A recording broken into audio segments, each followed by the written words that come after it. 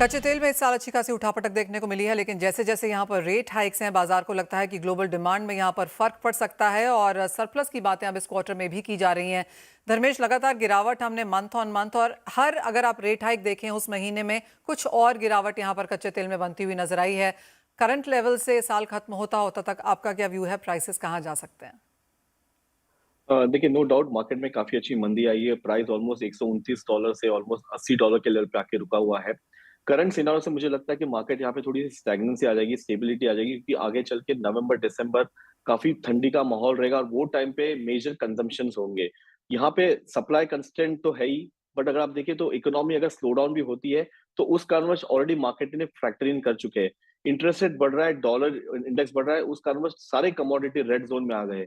But अगर interest rate अगर आगे जाके मार्केट फ्लैट होता है और अगर डॉलर इंडेक्स रुक जाता है तो सबसे पहली जो कमोडिटी भागने लगेगी वो है कच्चा तेल, क्योंकि अभी भी जो जुगलबंदी चल रही है यूक्रेन और रूस के बीच में, और अभी ताइवान का इशू चल रहा है चाइना के साथ, तो वहां कहीं ना कहीं कच्चे तेल में यहाँ पे ऐसे काफी सप्लाई असर होने की गुंजाइश काफी हाई है।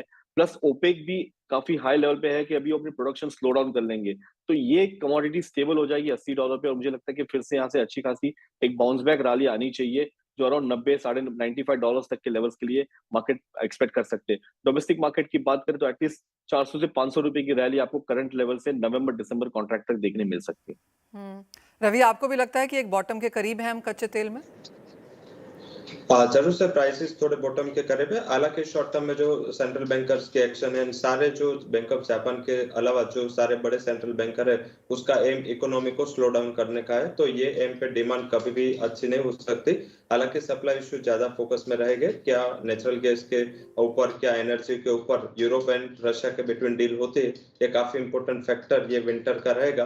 तो मुझे लग रहा है कि नियर टर्म में थोड़ा बहुत प्राइसेस रेजिस्टिव रह सकते हैं, थोड़ा बहुत प्राइसेस फॉरेस्ट से नीचे 6500 6600 तक के लेवल्स पे सस्टेन रह सकते हैं। हालांकि मेरा मानना है कि जैसे ही विंटर पे जाएंगे ऐसे प्राइसेस में मैं एक अच्छा उछाल एक्सपेक्ट कर रहा हूँ। आई थिंक दिसंबर तक में प्राइसेस में अपर साइड 7240 तक के लेवल डोमेस्टिक मार्केट में, एंड ब्रेंट की बात करें तो मैं वहां पे 10 to 104 तक के लेवल एक्सपेक्ट कर रहा हूँ। बेसिक रीजन है कि अगर नेचुरल गैस पे सहमति नहीं बन पाई तो मेरा मानना है कि एक अच्छा एनर्जी में उछाल आपको नवंबर दिसंबर में आता हुआ दिखेगा। तो आई थिंक थोड़ा बहुत टाइम करेक्शन के बाद मैं एक्सपेक्ट कर रहा हूँ कि प्राइसेस में सप्लाई इशू की वजह से और तेजी दिखनी चाहिए। नियर टर्म थोड़ा हेडविंड्स रह सकता है। ऑलराइट, यानी कि नियर टर्म में कुछ प्रेशर है, लेकिन साल खत्म होते होते तक एक रीबाउंड देखने को मिलेगा, यानी कि 90 और 100 की बात यहाँ पर ज्यादा की जा रही है और 80 की कम। अभिषेक, आप कैसे देखते हैं? क्योंकि भारतीय बाजारों को एक बहुत बड़ा प्लस इस लिहाज से मिला कि हम पहले ईरान से सस्ता तेल ले रहे थे और उसके बाद रशिया से डिस्काउंटेड लेवल्स पे ले रहे थे, लेकिन अगर कच्चे तेल के प्राइसेस ऊपर जाते हैं तो ऑफकोर्स वो डिस्काउंट भी यहाँ पर का गैप जो है वो यहाँ पर कम होता हुआ दिखेगा। आपको क्या लगता है कहाँ जा सकते हैं क्रूड प्राइसेस? एक बहुत बड़ा इवेंट हुआ है लास्ट 6 महीने में जो हमें नजरअंदाज नहीं करना चाहिए। वॉरेन बफे ने लगभग अपना स्टेक ऑक्सीडेंटल कंपनी है एक यूएस की जो ऑयल एक्सट्रैक्ट करती है, उसमें लगभग 50% तक वो ले गए हैं, जो कि 10% था 6 महीने पहले।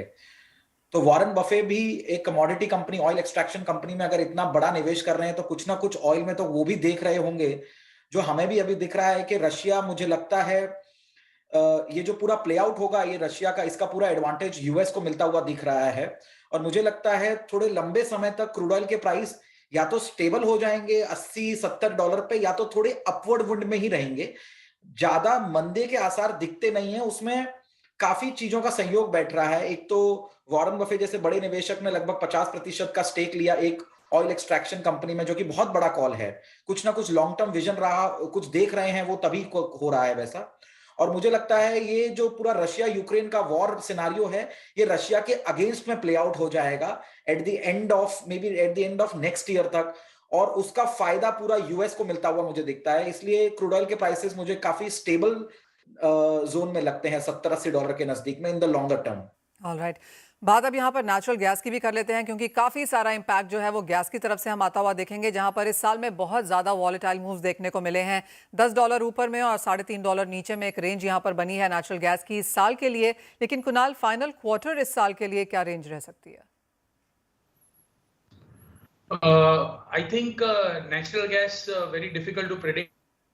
अभी जो भी सब इवेंट्स चल रही है उसमें, पर एक चीज मैं भी कह सकता हूँ कि ये यूएस, ये जो रशिया का जो अभी नया स्टांस है वो बहुत बुलिश रहेगा नेचुरल गैस के लिए आगे जाके।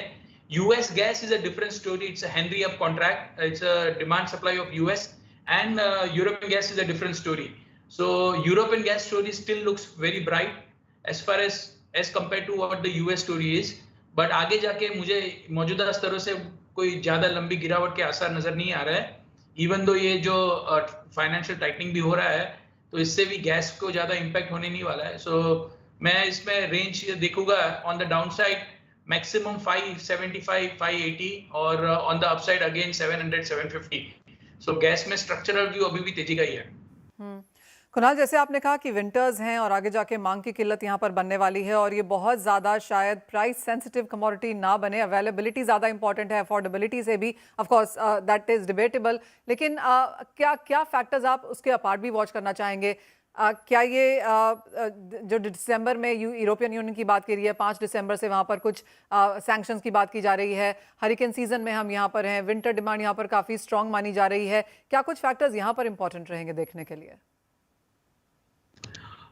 देखिए, ऑयल में डिमांड डिस्ट्रक्शन जो हमने 2008 में देखा था, तकरीबन 3.5-4 मिलियन बैरल का डिमांड डिस्ट्रक्शन देखा था और ऑयल $50 $60 का करेक्शन हमने देख लिया था। अभी फिलहाल ऐसा कोई भी इंडिकेशन नहीं है मार्केट्स में कि 3 से 4 मिलियन बैरल की डिमांड कम होने वाली है। So we are going to see some downward revision in demand from US, China, सब जगह से। बट जो सबसे बड़ा कैच है, अगर रशिया कह देता है यूरोप को कि मैं आपको ऑयल भी नहीं दूंगा, देन व्हाट विल हैपन?